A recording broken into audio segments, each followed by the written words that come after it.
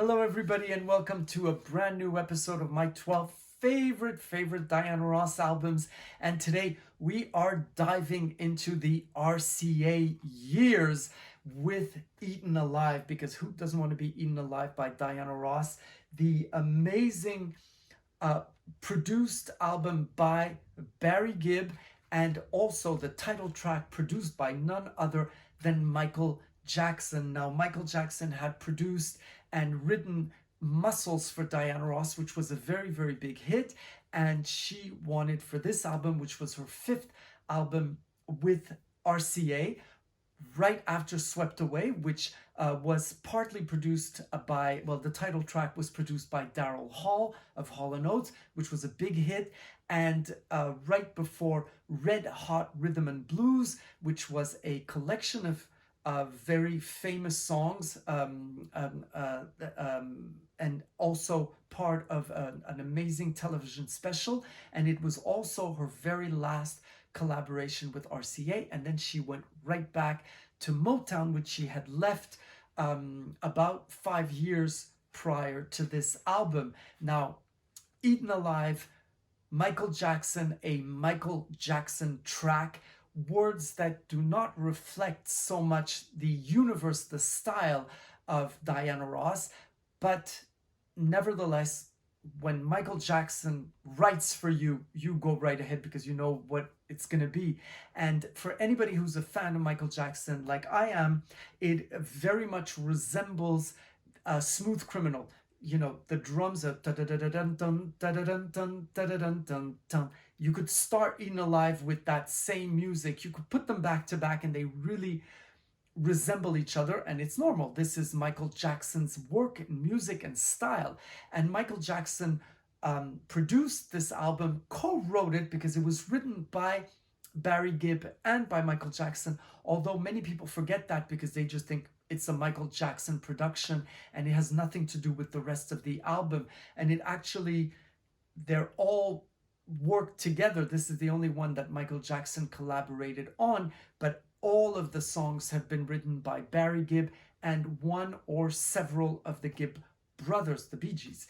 And this, of course, was going to be the huge major hit of the album, and even the pictures that were taken by Moshe Braca, amazing photographer. He did a lot of music artists and fashion photography, and Diana Ross chose him and said that he was a musical photographer, that his photographs, images that he took were very musical. And I think it's a very nice way of putting it. And of course, it's all Diana Ross styling with the pearls. So I took out mine, and she did some stunning black and white shots where she's wearing, this is a bodysuit, catsuit that she's wearing, but this time for the black and white shots, she's wearing a lace a catsuit, and the pictures are absolutely stunning, and they were considered for the album cover, and then because they were in black and white, the company and Diana Ross opted for color shots because they're more commercial. Diana Ross hosted the American Music Awards that year. It was in 1986. This album is from 1985, and she opened the show with Eaten Alive. Super production with dancers. She was wearing Claude Montana, beautiful gown that she first saw on Cher, her friend, and then she loved the gown, and so she bought it in Paris, and then she had it redone for herself in different colors. And in the middle of the song, when they introduce all the different artists that are going to be slated for that evening, Diana Ross disappears and comes back in another outfit because, you know, these girls never work more than 6 minutes in the same gown. That is the rule. So this really gave a big launch for Eaten Alive, although it was not a major hit. It did hit the charts, but what is very surprising is that this album, as well as the 3 singles that came out, were very big hits in Europe. And in France, as I will tell you as I go down the list of songs, some of the songs are some of her most famous hits. even though they were barely, they barely touched the charts in America. The second song of this album is "Oh Teacher," which I always call the second Diana Ross songs on all of her albums, whether it be "Why Do Fools Fall in Love." The second song is "Sweet Surrender." It's very, very quiet and it's hypnotic. On the album Red Hot Rhythm and Blues, she sings her second song, "Stranger in Paradise," very, very quiet song. And just her voice is just, she's just kind of far away and it's very sleepy and beautiful. And on this album, this is the second song, "Oh Teacher," and I adore this song. I really think it could have been a single. And it's just very, very, very sexy. And her voice on this track sets the base for the entire album. Her voice is just a little bit in the back, and Diana Ross realized that the hits of that time, this is the 80s, were not focused on very big voices. All the big voice divas were not what made it. A lot of musicians were not great singers, but they had good tunes. And so Diana Ross realized that if she wanted to be in the charts, it wasn't going to be by, vocalizing her way up to the charts. And so she knew right away that and this is what's so amazing about Diana Ross' career, is that she's always right in her time and still manages to be the same, to be Diana Ross and nobody else. Experience is the third song, and it was launched as a single, and you can completely understand why, because the tune is extremely catchy, and even the title, Experience, it's a good a good title, and the words and the music is absolutely great. It didn't do brilliantly in America. It did pretty well in Europe, but it never went to number one. But it did make it as a good single. Now, a thing about this album is that Berry Gordy heard the album, and when he heard the very first song, "Eaten Alive," he said, "I can't understand a word she's saying." Now, of course, you can understand that Berry Gordy was maybe a little bitter, but it's something to be understood, is that Berry Gordy believed very strongly that in order for a song to be a hit, you had to understand the words. It was very important and very effective. And in the title track, "Eaten Alive," sometimes you don't catch them completely. As the album progresses, you understand absolutely everything. Then the follow-up song is "Chain Reaction." Now, "Chain Reaction" was a humongous hit in Europe, Dutchland, Germany, and in France. It was all over the place. And thanks to a very catchy tune, which was very, to me, Motown-y. I mean, this is a song could have been sung by the Supremes. But that clip, can we talk about that clip? The clip of all clips. It's a Diana Ross fashion extravaganza. She is wearing all her own clothes, and what clothes she's wearing. From the very first image that you see, she puts her hand on the car door and she's wearing that beautiful diamond ring, her own. That's a Tiffany's ring, the two pear-shaped diamonds. They both are tear-shaped diamonds, and they have names because they're so big and impressive that they have, those diamonds have names. So absolutely stunning. She walks into a studio wearing a Fendi patent leather trench coat that you see for 2 seconds, but what a coat it is.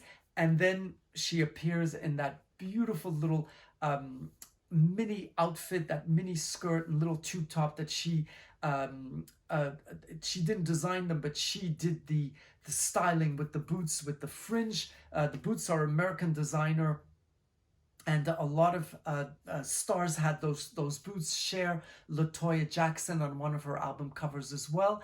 And she looks absolutely gorgeous, and she's wearing a wig from the Crazy Horse. Now, the Crazy Horse is a cabaret in Paris where the dancers, they're only women dancers, and they are dressed as it is said on the billboard, dressed with lights. So they're actually nude, and they all have that same wig in different colors, white, red, and black, and very little clothing. And it's just the lights that hide and show what they should, but we're in Paris, so they show everything.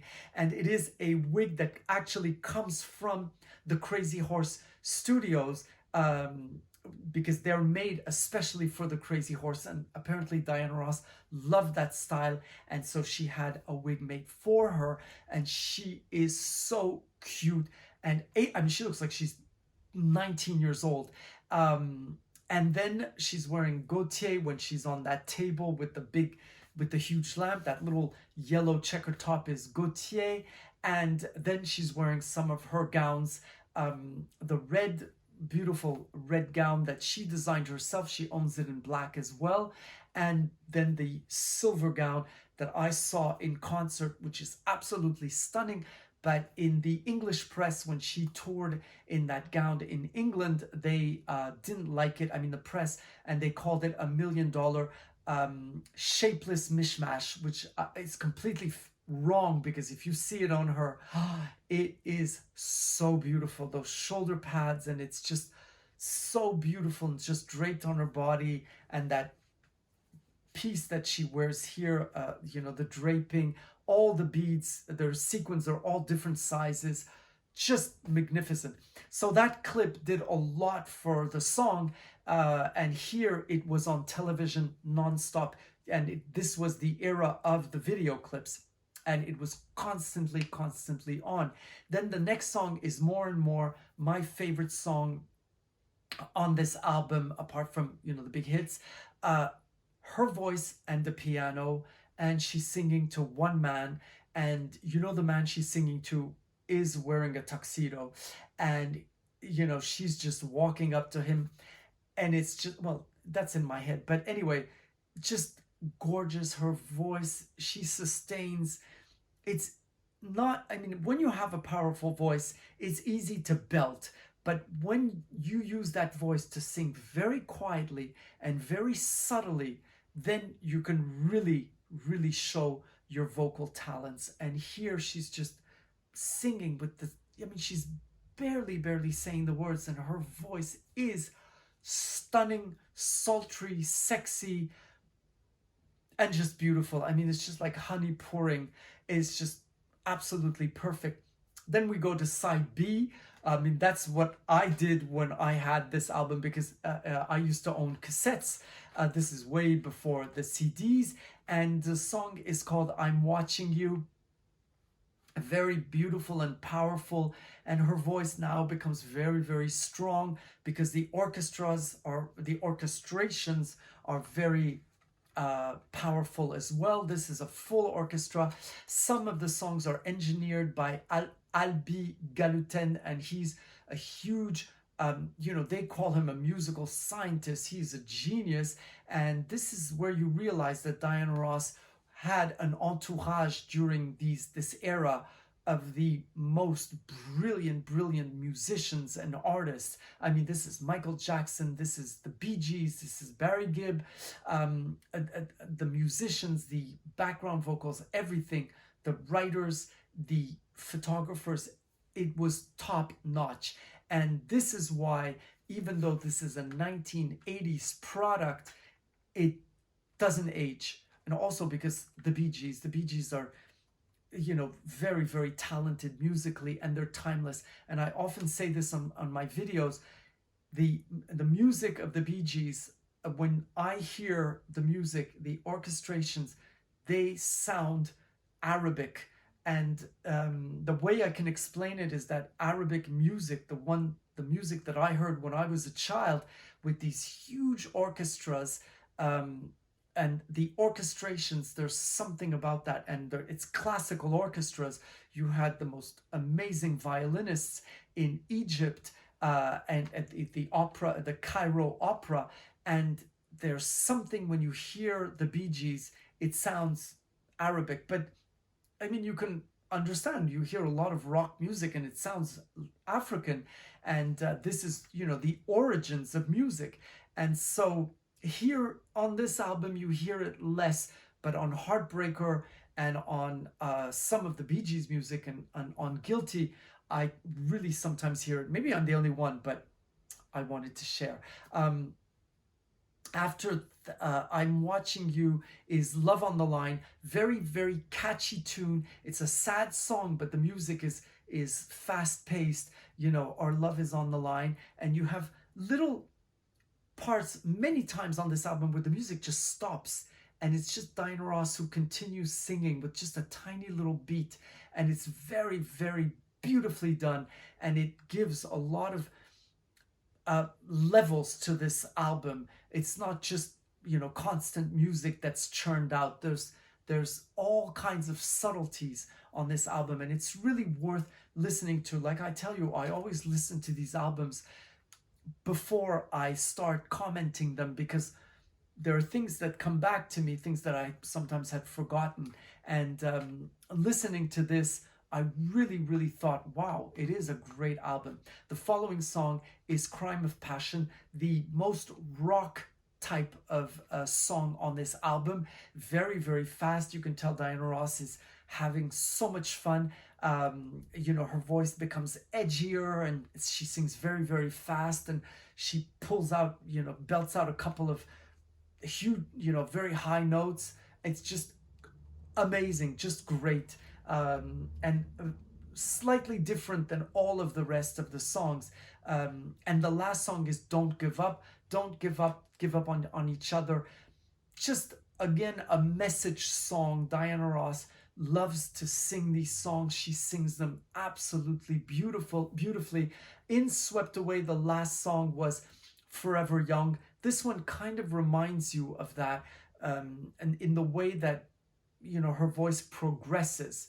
And it is a great, great album to listen to, just like all of her RCA era. Now, we are getting down to the nitty-gritty now, because there are just a few more albums that I'm going to talk about with Diana Ross. So I am getting choosier and pickier by the minute, but I enjoy doing these videos and sharing with you. And thank you for all your support and for all your kindness and your great messages. And some of you guys know so much about Diana Ross's music that I really, sometimes when I read your messages, I think you have to come here in my living room and we have to do these videos together. So I want to thank you, and I will see you next Sunday for another Diana Ross video.